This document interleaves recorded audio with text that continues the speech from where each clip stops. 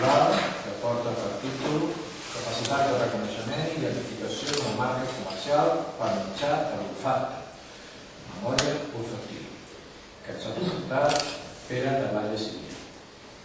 Segons la normativa, el doctorant té un temps per presentar i defensar la seva tesi, tenint en compte que ja l'hem llegit, distribuir vostè mateix els temps que necessita per fer la presentació i després el tribunal li traslladarà les preguntes i consideracions que creguem oportunes i tindrem en el seu moment l'oportunitat de contestar. Doncs, quan vulgui, pot començar.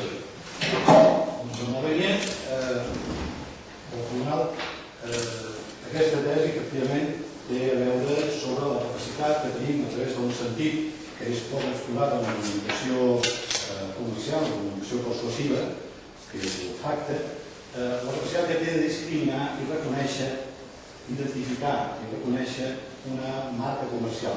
No un producte, sinó una marca comercial.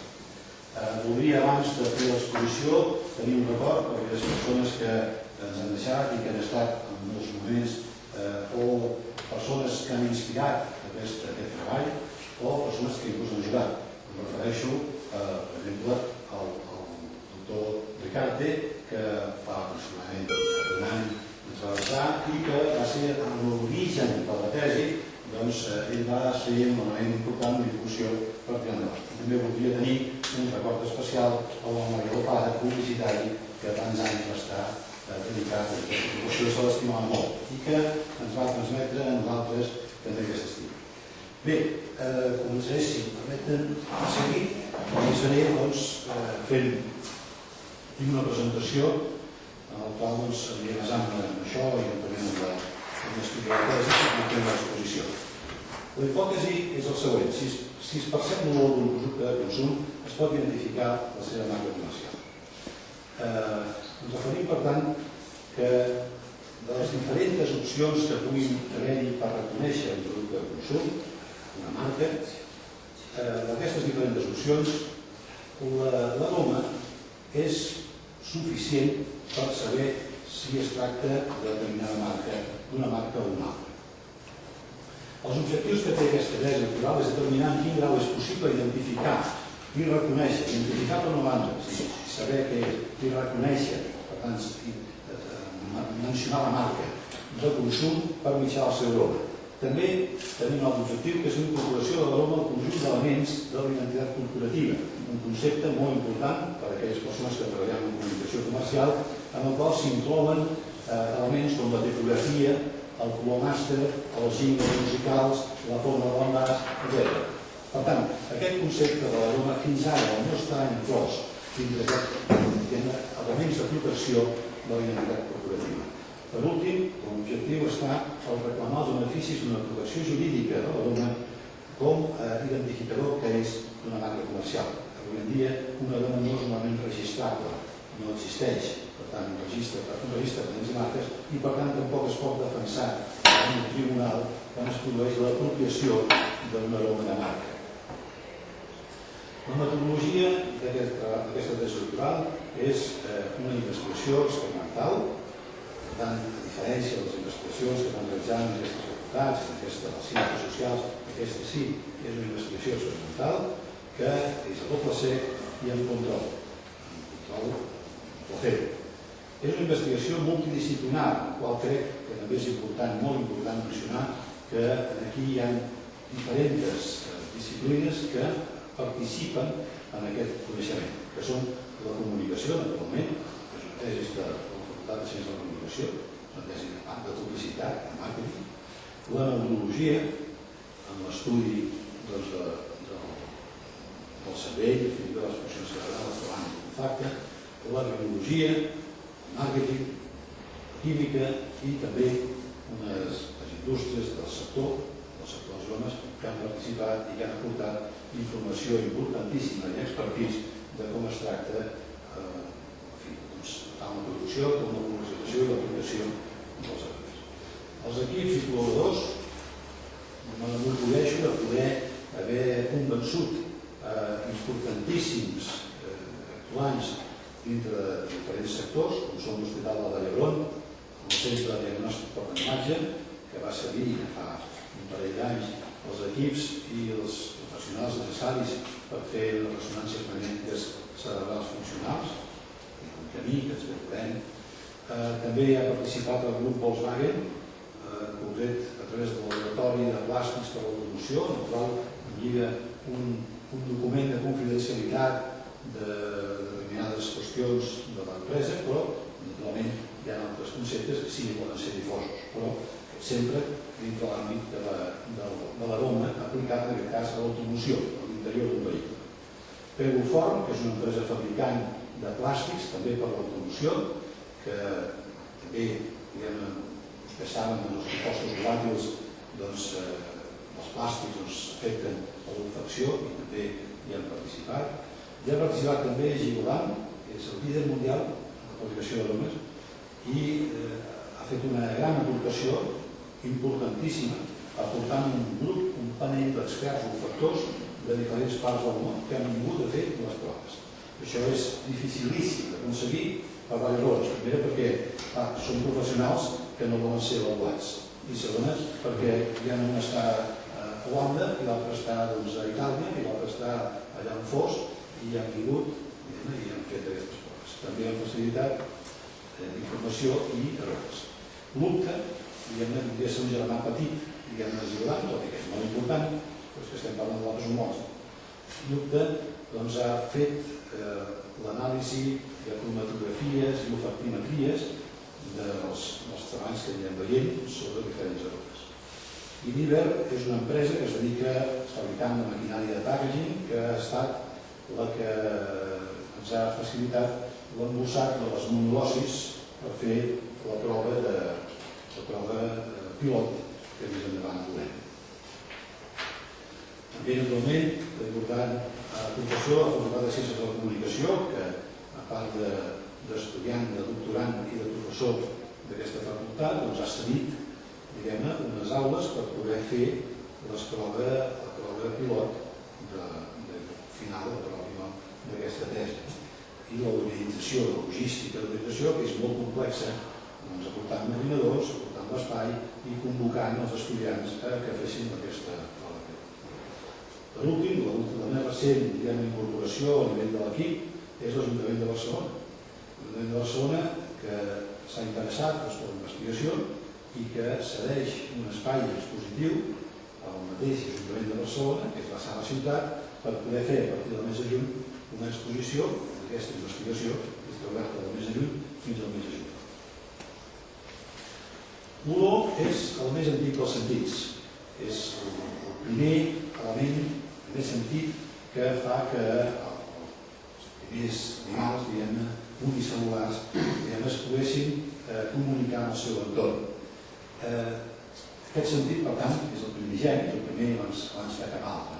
Ha estat, però, un gran desconegut fins fa pocs anys. L'any 2004 es va concedir el Premi Nobel Linda Bax i el Dr. Axel per el coneixement de les proteïnes que fan la interpretació dels aromes, la transmissió dels aromes. Fins a aquell moment, tot i que naturalment s'havia investigat durant molts anys, fins a aquell moment el coneixement que existia del tema de l'aroma i de la seva transmissió al cervell era en estat de punt. Hi ha diverses teories al respecte, hi ha la teoria migratòria, hi ha la teoria del pany, de la forma, que sembla que és la que s'està imposant en el científic. L'aroma té grans connexions, importants connexions amb l'entorn de les emocions, centralment amb l'entorn de les emocions. Per això, moltes vegades tenim unes impressions emotives molt fortes, sinceres, profundes, a través d'un aroma que percebem. Això un dia és justificat. És poc utilitzat com a comunicació comercial, per una banda per la seva dificultat d'utilització de les mass media, tot i que hi existeixen precedents, com va ser en el seu dia l'onarama, que era una tècnica per aplicar al cinema que agafava el nom del cinerama. Això va ser aproximadament als anys 50 als Estats Units. De totes maneres, en aquests moments ja s'està pensant, ja s'està desenvolupant una tecnologia capaç de fer injecció d'aromes a través de la pantalla de televisió, a través de televisió, que utilitza una tecnologia similar a les impressores de tinta per injecció de tinta. Això en el futur anirem veient. Com a atributs reconeguts a l'aroma hi ha l'atribut de recordació. L'exemple que figura aquí, com a xuleta per recordar, és el de la magdalena de Proust, que al posar a nivell, al només posar la cullerada del te i la magdalena a la meva boca, vaig tenir una recordació d'un fet d'infància. Efectivament, hi ha un element de recordació que és un flashback, diguem-ne, que diríem un flashback olfactiu. S'utilitza també com a exemplificació, i l'aroma s'assembla a la taronja. És difícil de definir un aroma, així com un color, podem definir-lo, estant el vermell i el taronja, l'aroma és difícil de definir, però en aquest cas s'utilitza com una exemplificació. És també projectat a posteriors experiències, el moment en què el sentim, el moment en què el percebim, serveix de fixa i també es projecta a posteriors experiències en les quals intervingui aquesta aroma. Això vol dir que està associat a experiències positives o està associat a experiències negatives. Més endavant desenvolupant una mica del tema dins de l'àmbit de la comunicació del marca. També hi ha el factor de l'agradabilitat i la confortabilitat, que dona nom a les tècniques actuals, l'aromateràpia, els ambientadors, que no tenen més pretensió que tenir una satisfacció, diguem-ne, en la seva percepció. També s'utilitza com a senyalitzador, en el cas del gas, un gas, que és un aroma afegit que fa que, diguem-ne, davant d'aquell aroma reaccionem amb una senyal de perill. També és un element d'evocació en llocs i experiències passades o recreades. És a dir, nosaltres podem tenir l'evocació de creure que aquell aroma és l'aroma del Caribe, els limones salvatges del Caribe, és igual, del Caribe. No hi he estat mai al Caribe, però tinc aquella percepció d'evocació per provocar-se l'aroma. I, finalment, hi ha el factor de seguretat. Seguretat, que ja és implícit en la nostra naturalesa, en el qual és una vista fugida, una vista de perill, per exemple, a banda del fum, de cremat. Llavors ja s'activen els mecanismes de fugida. En aquesta tesi el que pretenem és el darrer, la discriminació, el reconeixement i identificació. És suficient l'aroma per reconèixer i identificar una marca comercial? Tots els altres, per tant, ja estan coneguts. Dintre de la investigació hi ha diferents fases. S'ha tocat des d'una òptica ètica per la seva percepció quasi subliminal. No és que sigui subliminal, però són pocs els ningú conscient. En el moment d'entrar en una sala, si fa una olor determinada, però al moment de tornar a sentir aquella olor, si hi ha alguna experiència negativa associada a aquella olor en aquella sala, doncs recordarà aquella experiència. Per tant, és una percepció quasi subliminal. Després tenim l'òptica neurològica, en la qual vam iniciar una investigació en aquest camp, precisament per conèixer els mecanismes cerebrals que actuaven en el tema de l'aroma. I inclús teníem més interès en conèixer si hi havia alguna diferència entre un aroma de marca o un aroma de no marca. Està tractat també des d'una òptica fisiològica, en la qual he d'agrair importants aportacions d'especialistes, en la qual conèixer de quina forma quins òrgans, quines parts de l'organisme intervenen en el tema de l'aroma. Hi ha les propietats fisicoquímiques, que també no es podia pas obviar.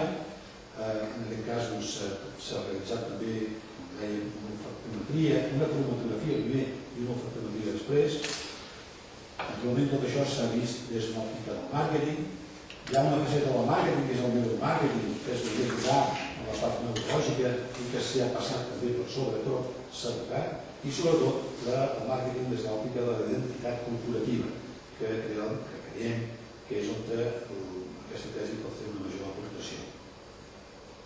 La indústria, diguem, en tema d'aquest no podia deixar de la indústria, perquè és qui té la qualitat del mercat, i coneix els resultats del mercat, i coneix l'acceptació. Per tant, s'ha tingut força documentació, entrevistes sobre el tema de l'aplicació dels aromes al món industrial, de consum, ja sigui de perfums, ja sigui d'alimentació diferència, doncs inclús la locomoció. Naturalment, això no deixa de ser una qüestió de psicologia de percepció. I per últim, hi ha l'àmbit més fort d'aquesta tesi, que és l'anàlisi sensorial, que és a través de l'olfacció directa a un panell d'experts o un panell no expertitzat, i per últim la prova pilot que s'hi va realitzar el passat mes de setembre en aquesta mateixa forma. L'esquema està aquí, explicarem això, vull fer aquest esquema perquè ordenar mentalment i perquè els assistents vegin una mica les coses que estem tractant. A l'esquerra tenim tot l'esquema sencer i a la dreta la primera part. La part de neurologia, que és una prova experimental, en la qual es fa una ressonància magnètica cerebral funcional, i després, per validar els resultats d'aquestes i assegurar-nos que no hi ha elements externs que haguessin donat aquest resultat, es va realitzar la cromatografia i l'olfactimetria. Posteriorment es fa l'anàlisi sensorial, en el qual, a través d'una olfacció directa, és a dir, l'orant-ho, un panell d'experts olfactors vingut de diferents parts d'Europa i un panell de no experts, de gent normal, estudiants d'aquesta facultat, fan la mateixa prova d'olfacció i donen uns resultats. I sobretot el que ens dona també és una metodologia que després, corregida i modificada, va fer que es pogués realitzar, aplicar amb major seguretat a la prova pilot de la prova pilot del mercat, de la investigació experimental. Iniciant el tema des del primer punt, la qüestió de l'olfacte, i tenint en compte que es tracta d'una immersió a efectes de conèixer, partint que hi havia un total desconeixement del tema de conèixer què és el que actua en el cervell humà davant de quatre aromes, en aquest cas en taronja, diferents formes de taronja, i sense tenir la pretensió de sentar càtedra ni molt menys, perquè la mostra és molt reduïda, són només dues persones, amb això, qüestió merament de temps, pressupost i de que no era el motiu principal de la investigació. Però sí que és una incursió experimental interessant per veure que el cervell humà de quina manera reacciona davant de l'altre. Aquí tenim un exemple del que es va fer i que realment durant un parell de minuts sorprendrà. La persona que està parlant és el neuròleg que ha participat en l'estudi. I després, si tirem una mica enrere, el que hi ha aquesta activació que és temporal, profunda, aquí hi ha la mica i anem una mica més enrere. Podem veure també aquesta activació temporal més posterior de la mica. Continuant l'àrea encara veiem desactivació de l'hipocamp, que és de l'àrea que s'atribueix a la memòria, i en canvi aquesta part més anterior és la que s'atribueix més al còrtex entorrinal. Intentem mirar una mica de costat. El que podem veure és pròximament cap als costats. Tenim aquí aquesta activació cortical més anterior i en canvi aquesta altra activitat més alta seria l'àrea corporal i temporal, que és l'àrea de la memòria. I després és curiós veure com també hi ha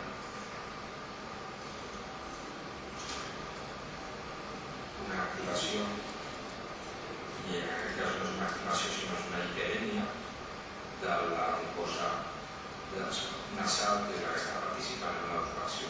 Per tant, no és que aquí hi hagi neurones que s'activen, sinó que està traduint és que la mucosa nasal està rebent més aport vascular, està hiperèmica per fer de l'olfacció.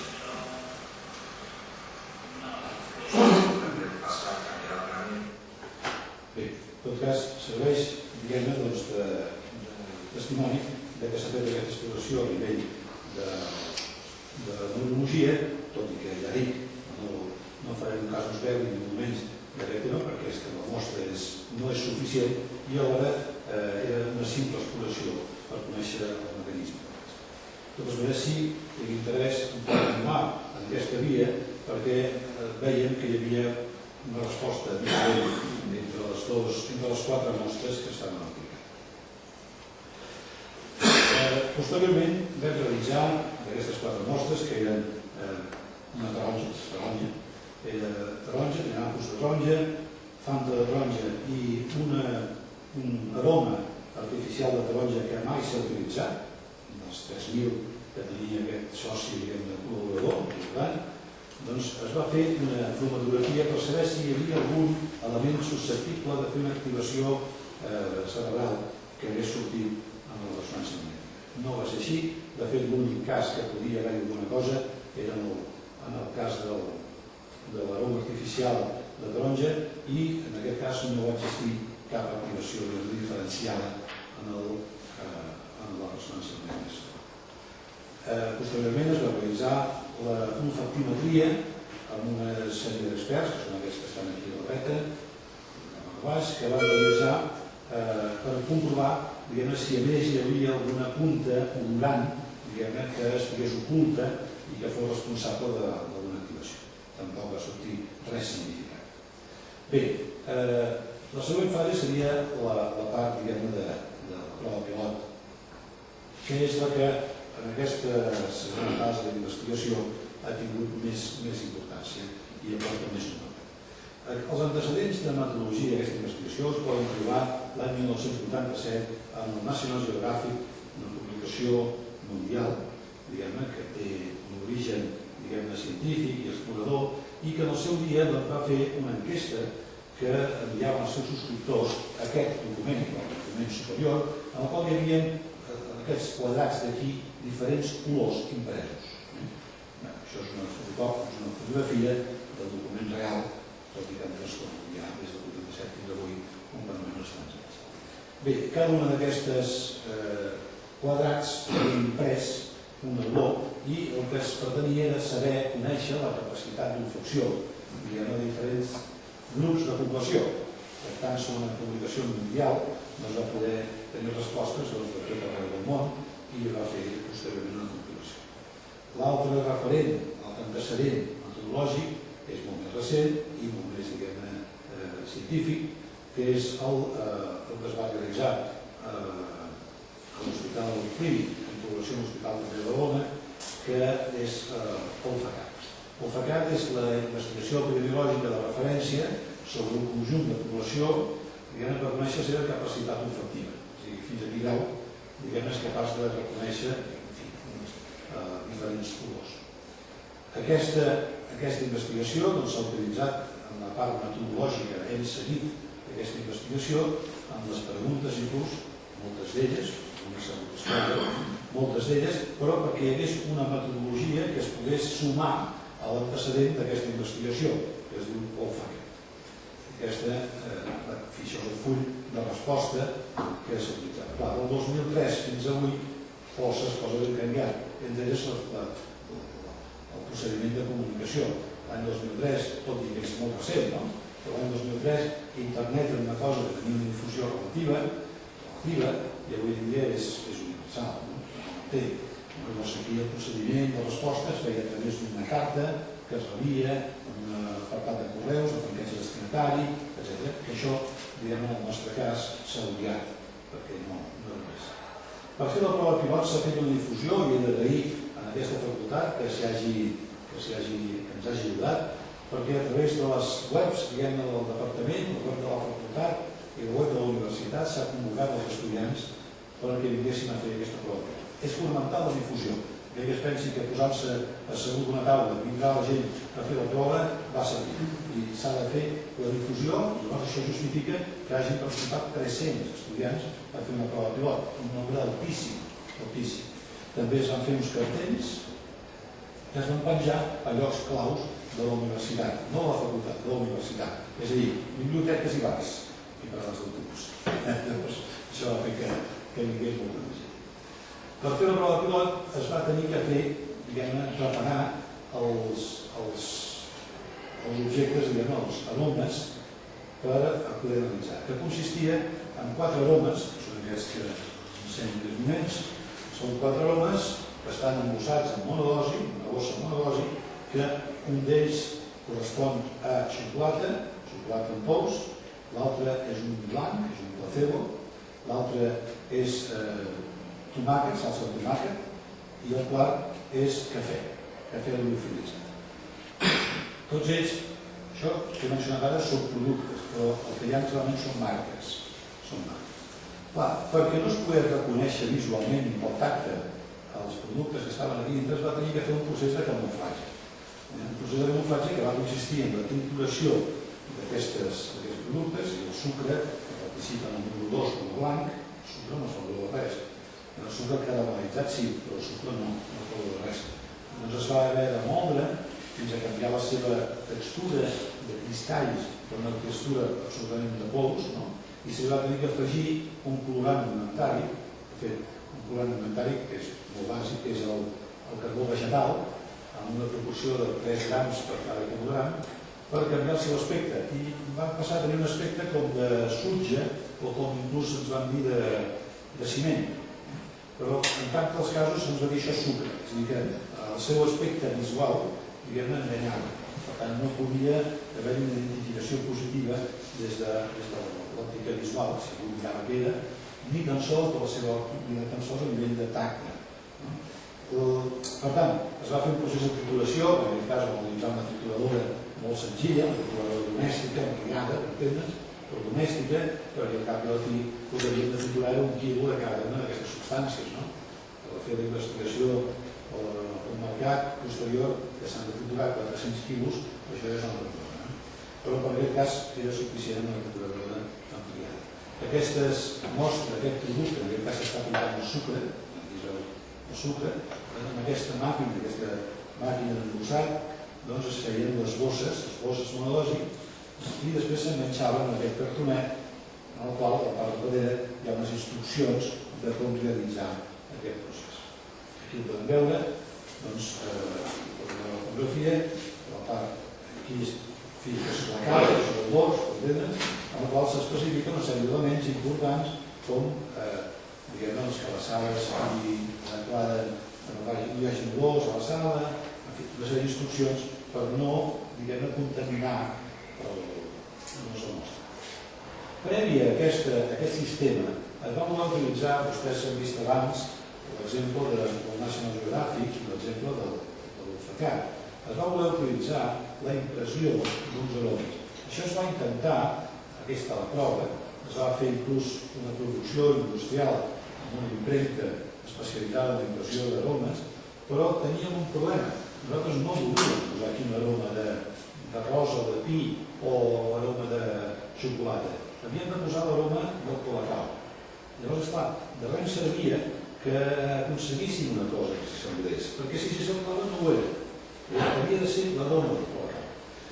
Vam estar treballant a nivell químic i va estar treballant per la indústria per intentar fer per aproximació l'aroma del colacao. Però fèiem proves triangulars, el qual posàvem dos iguals i diferents, i allò amics meus es descobria que hi havia diferència. Amb la qual cosa vam tenir que desestimar això i passar al tema de fer un aroma embossat, és a dir, el mateix producte embossat. Per tant, no hi ha cap mena de confusió. És el producte, no una aproximació, és el producte, tot i que camuflat. Com podeu veure també s'ha utilitzat uns icones infogràfics, un homenatge, si vostè volen, al doctor Olero, que sempre ha tingut interès en fer-ho de veure que la informació infogràfica és molt important. I aquí està. Aquí està l'ampliació, com és l'augment que tenen cada una de les persones que han contestat, cada un dels subjectes que han contestat això, i a part, a baix, quan hi ha les instruccions, que són les mateixes que es van utilitzar també a la prova olfactiva. Per fer la prova pilot es va utilitzar una enquesta d'autoexecució, i aquesta era per això, una prova pilot, perquè era molt important saber si la gent podria, si les persones que responen, podrien entendre com funcionava. Aquesta enquesta, final d'execució, que veurem a continuació, consisteix en una pàgina web que està recopilant la informació i la processa de forma automàtica, amb la qual tenim un important estalvi de temps en el processament posterior estadístic de la informació. Primerament, hi ha preguntes sociomètriques d'edat, en aquest cas farem una prova ràpidament. La pregunta si treballa o no en una professió relacionada amb el tema de l'olfacte, el nivell d'estudis, un codi postal que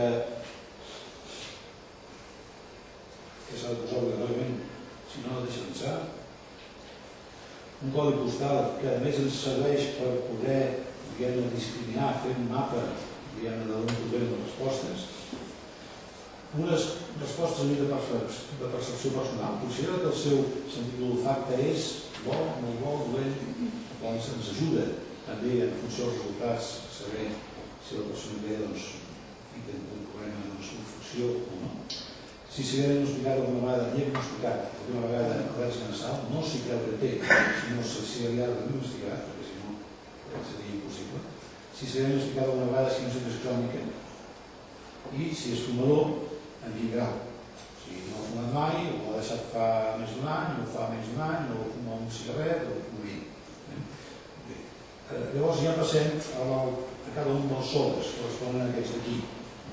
Llavors, primer se li fa una pregunta dicotòmica. Sentiu alguna olor?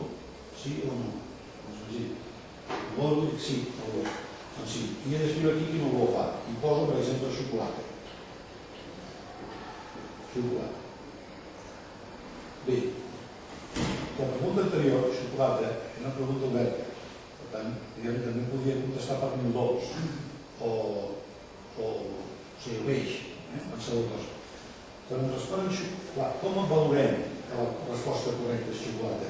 Hi ha una sèrie de sinònims ideològics, com pot ser bombó, com pot ser colacao, com pot ser Nesquik, com pot ser, que són considerats vàlids com a xocolata. Per tant, no cal que responin xocolata exactament. Però si responen per 1000 dols, evidentment ja no es considera correcta la resposta. Després, la següent pregunta ja correspon al record suggerit. En aquest cas, el record anterior és el record espontani. Aquí estem en el record suggerit, en el qual se li pregunta: assenyaleu un omplir unes marques.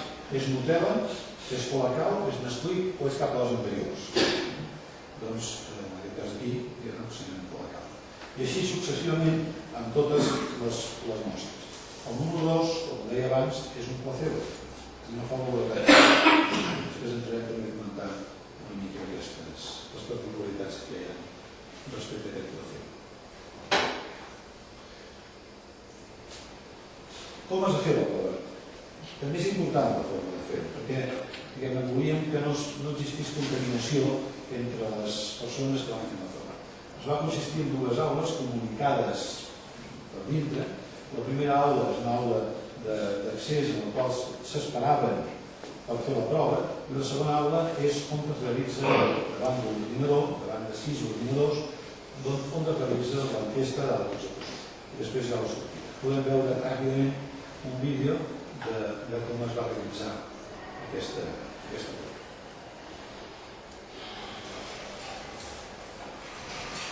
Podem veure que els pupiles estan separats òpticament perquè no es produeixi un contagi tan propi també de l'estudiant. I a la sala prèvia hi ha un vídeo que els dona una instrucció. Per tant, sempre els dona la mateixa instrucció. Tots ells han rebut la mateixa instrucció.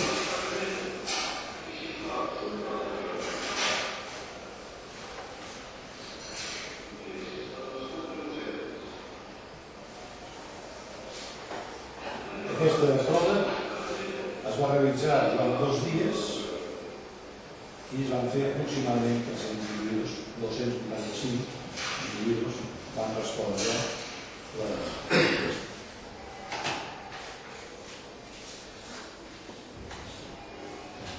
També vam recollir informació de temes ambientals. Hem de pensar que és una prova pilot, o posterior prova certificat, que s'ha de realitzar el mes de juny, i era important conèixer si existien factors, com factors, els pol·lens o les espores, que podrien afectar a les vies respiratòries, que podrien provocar problemes, és a dir, que si hi havia un element que fos que influís en el resultat. Aquesta informació va ser facilitada per la xarxa aerobiològica de Catalunya i efectivament no hi havia cap element diferent dels dies anteriors i posteriors. Es pot veure que aquests són els 2 dies, dia 29 de setembre, dia 28 i dia 29 de setembre. Per tant, no hi havia variacions significades. Els resultats de la prova pilot són realment interessants i venen a validar la hipòtesi que s'ha exposat. Tenim 2 opcions de resposta. Tenim una resposta que permet dues opcions. Una d'elles només permet 3 possibles respostes. Quan se li pregunta a les marques, se poden contestar la marca 1, marca 2 o marca 3, i l'altra permet dir la 1, la 2 o la 3 o cap de les anteriors. Això era precisament per veure si hi havia alguna diferència entre els resultats. Com poden veure, la diferència és pràcticament no afecta el resultat. Sí que hi ha una diferència, però no afecta. I estadísticament dona molta més solidesa el fet de donar l'opció que hi hagi la possibilitat de dir cap de les anteriors marques, perquè si no, en definitiva, estàs forçant a prendre una decisió. Llavors també intervé el factor, diguem-ne, estadístic de la sort. Bé, la primera columna correspon al xocolata. La xocolata, la mostra que tenim aquí, és colacau. Colacau camuflat, que no li afecta en absolut el seu aroma, però sí el seu aspecte visual i inclús de cara. Pràcticament el 100%, el 98% dels encastats diuen que sí, senten una olor. El 80% diu que és xocolata i el 65% diu que és colacau. Davant de les 3 opcions, o la quarta, de cap de les anteriors. Aquestes serien les 3 opcions. Per tant, és molt significat, diguem-ne, que en una situació de mercat, de col·lideratge de mercat, en el qual hi ha colacau i fruit, i també hi ha Nutella, que també té una important quota de mercat, diguem-ne, siguin capaços de reconèixer només per l'aroma el colacau. El segon cas és el sucre. El sucre és un placebo, és el blanc. Resulta que hi ha un percentatge, aproximadament del 50%, que diu que sí, que reconeix olor al termià. Després veurem per què, perquè analitzant-ho posteriorment hi ha uns factors que cal la correcció de cada vegada. El tercer punt és el tomàquet. El tomàquet hi havia 3 opcions, o el ketchup Heinz, o el tomàquet frito solís, o l'orgànic. Doncs el tomàquet, curiosament, també aquí el mateix percentatge, el 99% reconeix que fa olor, i que identifiquen com a tomàquet és el 50%. Però la pregunta suggerida, al qual diuen d'aquests 3 tomàquets, quin és? Llavors hi ha un percentatge molt més alt, que està al voltant del 75%, que ja està dient que és Heinz. Però en canvi, aquí s'ha produït una percepció inversa, és curiós. Igualment, són capaços per l'aroma de reconèixer la marca Heinz, tot i que anteriorment hi ha valoracions, com per exemple dir que són arengades, o que és vinagre, o coses d'aquestes, que podrien ser components que porten el tomàquet, però que no és clar, el component principal del tomàquet és tomàquet. Per tant, hauríem de respondre tomàquets. O sinònims ideològics. L'últim punt és el cafè. El cafè que estàvem utilitzant és Nescafé. També hi havia Marcilla i l'altre que es dona de cap. Bé, la qüestió és que efectivament el cafè ja és pràcticament el 100% que està dient que fa olor, sí, fa olor, és més del 80% que està indicant que fa olor de cafè i és el 50 i pico, 55% que ens està indicant que és Nescafé. Si comparem les 3 respostes amb les 4 respostes, que tenen el mateix nombre d'enquestes, un cas i l'altre, doncs veiem que hi ha una lleugera diferència, però que no és massa significativa. En canvi, el fet d'incorporar la possibilitat de dir cap de les anteriors marques dona major solidesa al treball. Aquí podem veure en percentatges de 3 respostes i de 4 respostes. Aquesta d'aquí dalt, de color blau, es veu que d'aquí és el que contesta cap a les anteriors marques. Per tant, com poden veure, no hi ha massa diferència. I no hi ha diferència respecte, diguem-ne, el primer segueixen el primer, el segon el segon i el tercer. Per tant, veiem que sí, és interessant utilitzar l'opció de cap a les anteriors marques. Sobre el blanc, crec que mereix explicar ràpidament la raó per la qual hi ha un percentatge tan elevat de respostes. Primera, analitzant les respostes sobre el blanc, hi ha sinònims que arribaven a dir que no valor, com poden ser nada, no identifico, no ho sé, no reconeix. Això, diguem-ne, clar, com que se'ls està dient que responguin, doncs poder, per ser una enquesta o d'execució, han cregut que s'havia de posar que no s'intura de res. Bé, l'altra raó és que hi ha una possible contaminació prèvia, podria existir una possible contaminació prèvia d'algunes gosetes per la repetició, la reiteració de conceptes com olors desagradables de peix o escombraries, que es donen en uns 10 o 15 casos, que tinc apuntat posteriorment. Per tant, això obliga a revisar la metodologia d'embossat. Podria ser que hi hagués alguna cosa.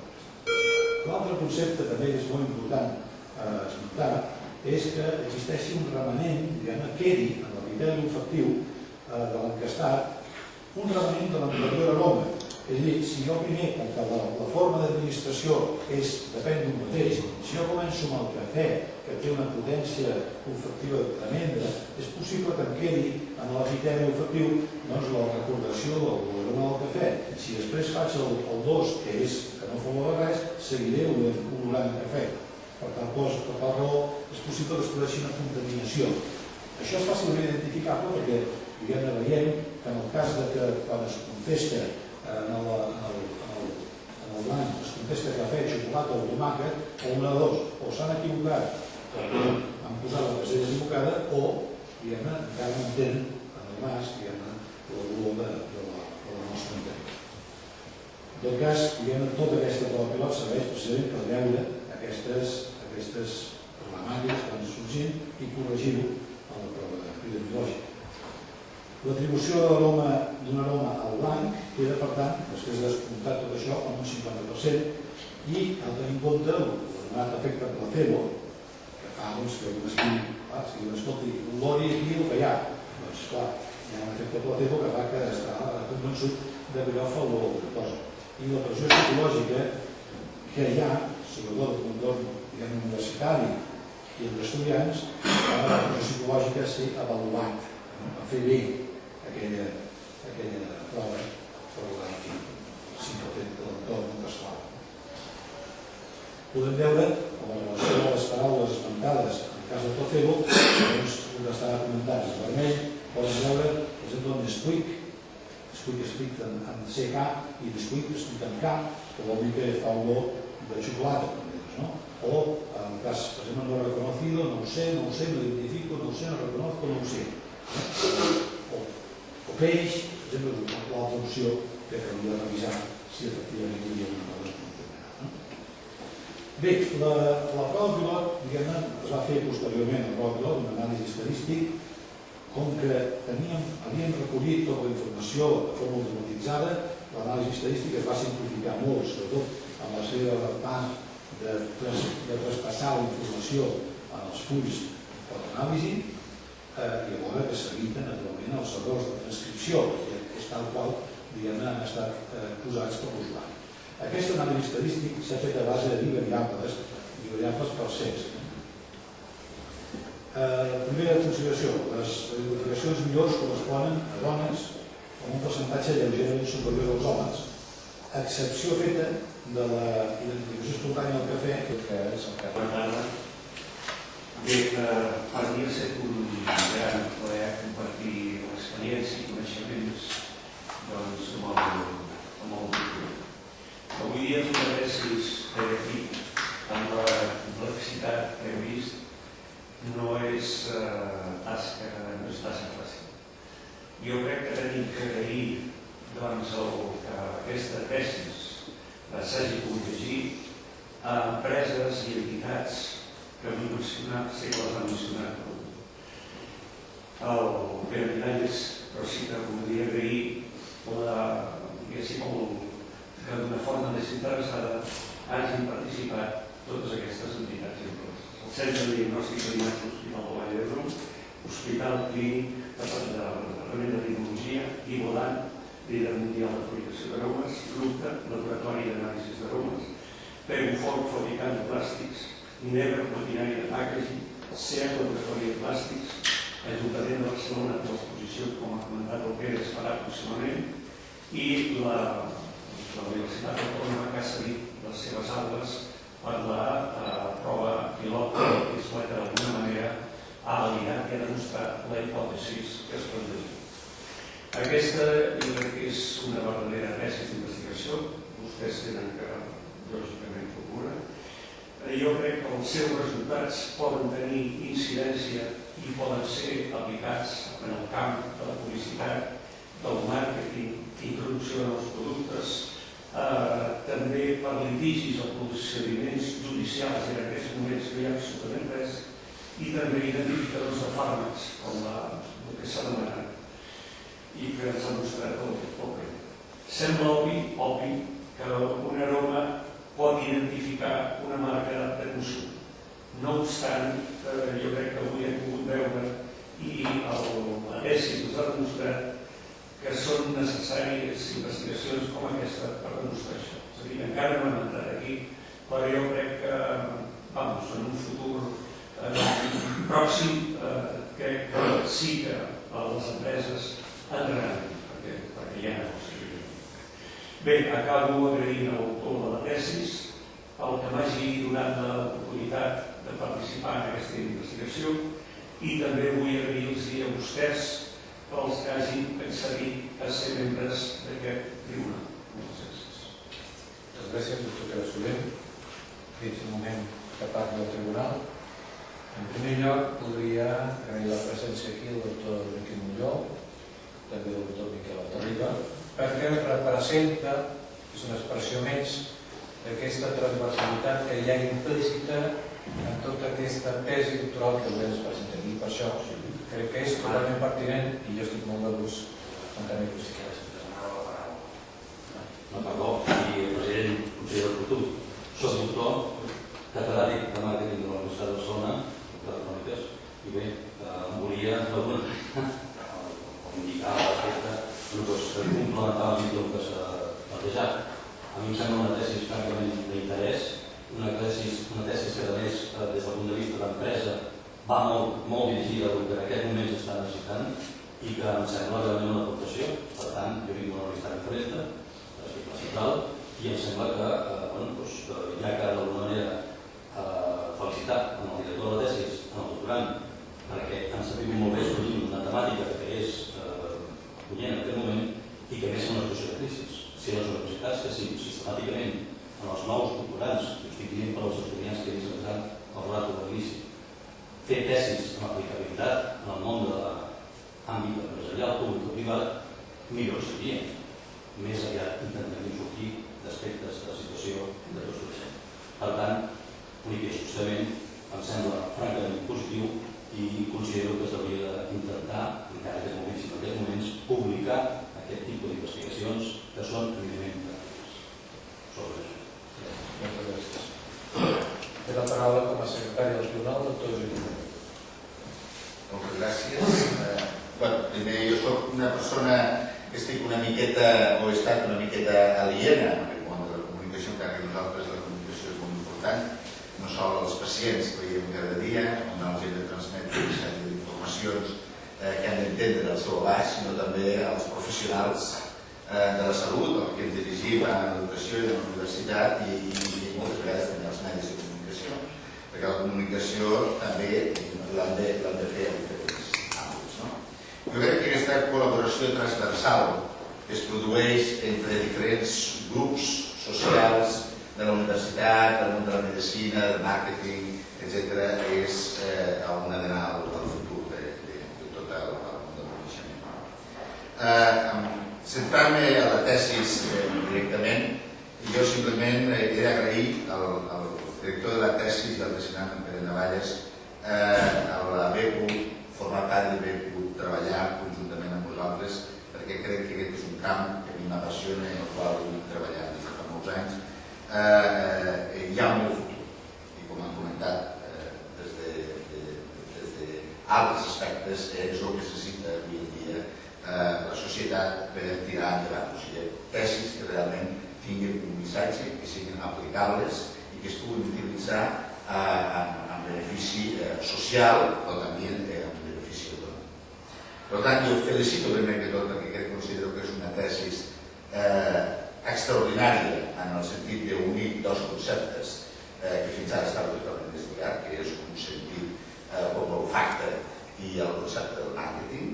I no obstant això, també remarcar que amb tot el que s'ha presentat hi ha unes coses que són més fortes, o sigui, hi ha uns punts més forts i uns punts més dèbils, i una miqueta el que volia analitzar. Com a punts dèbils, començarem per lo pitjor, lo de la notícia bona i lo de la notícia dolenta. Com a punts dèbils, cal remarcar el fet que hi ha tota una sèrie d'experimentació prèvia al que s'arriba a la prova pilot, que evidentment és molt difícil de treure conclusions clares, perquè si tu analitzes aquesta experimentació en si mateixa pot coincidir o pot constituir una tesi doctoral per si mateixa. De fet, hi ha gent que està treballant en ressonància magnètica funcional olfactiva intensament. Nosaltres hi hem estat treballant i és molt complicat. És molt complicat perquè no hi ha la metodologia idònia, perquè hi ha un problema de reproduïbilitat, etc. I treure conclusions de dos subjectes és molt complicat. El món de l'olfacte, i possiblement el que s'hi ha anat observant durant tots aquests anys que he treballat, hi ha un gran component de subjectivitat. I la gent que treballa en aquests camps, la gent que treballa amb odorifacció de productes, de detergents, d'aliments, de perfums, utilitza uns llenguatges que estan molt lluny del que són conceptes realment científics. Utilitzen els seus propis criteris, les seves pròpies definicions. Vull dir, si parles amb un perfumista t'explicarà i et dirà que hi ha una sèrie d'acords, uns toques el piano i tot això, i això està totalment apartat. Són conceptes de fa 300 anys però que se segueixen utilitzant. I és hora que això es comenci a canviar. I aquesta tesi crec que hi pot ajudar. I això passa amb molta de l'experimentació. O sigui, quan agafes un olor i l'intentes olorar, encara que sigui sortit d'un espectrofotòmetre o el que sigui, aquell olor no és el mateix i el criteri de que la persona que et defineix això és objectivar coses. A vegades, objectivar un procés subjectiu com és l'olfacte no és però té uns punts molt importants i punts molt forts. Primer, l'intent d'objectivar alguna que és subjectiu. Crec que un encert, que és la cromatografia de gasos, és important perquè encara que no se puguin aconseguir resultats molt creïbles, és molt important. L'altre punt fort és la comparació del panell expert amb el panell no expert. Tu has comentat que havies vingut 5 experts de diferents llocs d'Europa comparat amb un grup de no experts en tot això i sortissin la tesi i la conclusió és que oloren igual. Persones que han estat exposades a olors tota la seva vida, a estudis, cada dia olorant, resulta que oloren igual que 11 persones que no han fet cap entrenament a la seva vida. I això ens porta a veure que hi ha tota una sèrie de creences sobre el món de l'olfacte que són totalment falses i que estan escrites als llibres de text i que ningú mai ha demostrat. Nosaltres fa poc vam publicar un article demostrant que els enòlegs oloren igual que la persona de població, que són capaços de donar més noms als olors del que són capaços perquè han rebut aquest entrenament. I això de l'entrenament sí que és un factor. Per tant, aquest és un dels punts forts. I l'altre punt fort, molt important, és la prova pilot del marca. Jo crec que ficar sota el concepte experimental una idea com és el concepte d'olor com a marca és un encert enorme, És enorme, perquè realment és on han d'anar, on s'han d'adreçar l'experimentació. O sigui, la indústria està molt atemorida en utilitzar la tecnologia experimental científica per provar les seves idees. No els costa res sortir a la televisió i dir poseu-vos en aquesta colònia que tindreu 10 dones al cap o 10 homes al vostre voltant com a mosquits, com fan algunes marques comercials. O sigui, no tenen cap vergonya de dir això, però per demostrar-ho ningú fica realment a l'esforç ni als diners que s'hi han de posar. I és per aquí on han d'anar. Per tant, crec que aquesta prova, i juntament amb la prova o el mercat definitiva que s'intentarà fer amb 60.000 persones, és realment proves de recerca on realment es vincula al treball de la universitat, de l'acadèmia i possiblement amb la indústria. I aquestes col·laboracions és realment el que ens donarà resultats, el que ens donarà èxit professional, èxit econòmic i èxit social, perquè coneixerem a la llarga com funcionen totes aquestes coses. Jo no volia fer aquest remarc perquè crec que és molt important donar, ficar els punts sobre els ulls allí on hi són. Però també tenia un parell o tres de preguntes, tampoc em vull estendre, perquè tenia aquí escrites 2 pàgines de preguntes, però em centraré en un parell d'altres. Per exemple, una de les preguntes que jo volia fer-te era si, per exemple, amb aquests malalts, o no malalts, subjectes que heu testat, d'alguna manera, els experts, els no experts, amb totes aquestes persones que s'han trobat, si s'ha fet algo tan senzill com verificar de que oloren bé. Aquesta és una de les preguntes que m'agradaria fer. Perquè moltes vegades hi ha gent treballant en el món de la indústria de les olors que resulta que no oloren tan bé, i tenen patologies per tothom, i per por que els despatxin i tot això no ho acaben dient. Ho he trobat en més d'un cas. I quan dius amb alguna companyia d'aquestes els dius, escolta, als vostres treballadors els hauríem de fer una prova d'olfacte per testar els enòlegs o els que treballen en perfum. No volen saber res. Aquesta és la primera pregunta que et fa. Després, l'altra pregunta que et fa és, més que una pregunta, una celebració, crec, és que intentar discriminar olors amb olfactometries de productes determinats de coses més complexes, com era l'olor a taronja, etc., és molt complicat, perquè realment s'ha vist que l'olor no és el fruit d'un producte, sinó el fruit d'un conjunt de productes. I això és el que dona realment l'olor a la substància. En el moment en què fas la variació, ja està. L'exemple és l'olor del fum de tabac, que són 5 o 6.000 compostos diferents que donen l'olor al fum de tabac, i que això ho podem discriminar. I finalment només et volia fer una altra pregunta, que és com penses solucionar, o com tu creus que s'hauria de solucionar, el problema del blanc, que és un problema acuciant, diria jo, o de gran importància a l'hora de llançar 60.000 paperines i poder-les tastar. Això és una inversió econòmica important i és un intent que s'hauria de fer per baixar una miqueta d'aquest 50% i deixar-ho 15-20% com a màxim. Això és. Moltes gràcies. Si està amable, prengui notes i al final de la intervenció de tots vostès responen. Té la paraula el doctor Miquel Altarriba. Bé, jo des de l'òptica de la publicitat, no tant científics, diguem-ne com poden ser els neuros, etc.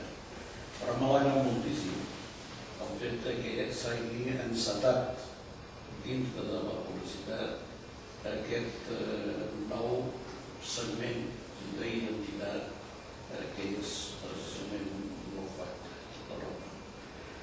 D'entrada jo vull felicitar tant el doctorand com el director de la tesi i realment jo penso que aquesta aportació que es fa avui dia és una aportació que en el món de la publicitat tindrà una bona repercussió i una gran repercussió. Penseu que una de les paraules més utilitzades en publicitat és sabor, no el gust. I em pregunto què tenim en contra avui dia els publicitaris sobre el gust. Tota la vida hem dit això té gust, té sabor, que és el que sentim constantment a la televisió. Bé, jo penso que si realment els productes potencien el seu aroma, realment tindrem més gust en acceptar la publicitat que ens vingui des d'un punt de vista més sincer. Des de l'aspecte formal, a nivell de la tesi, me l'he llegit amb passió i m'ha agradat moltíssim. He vist que has fet dos parts, realment dos parts que diuen molt de la retòrica clàssica. Hi ha tota una preparació, cal com diria Aristòtil, després hi ha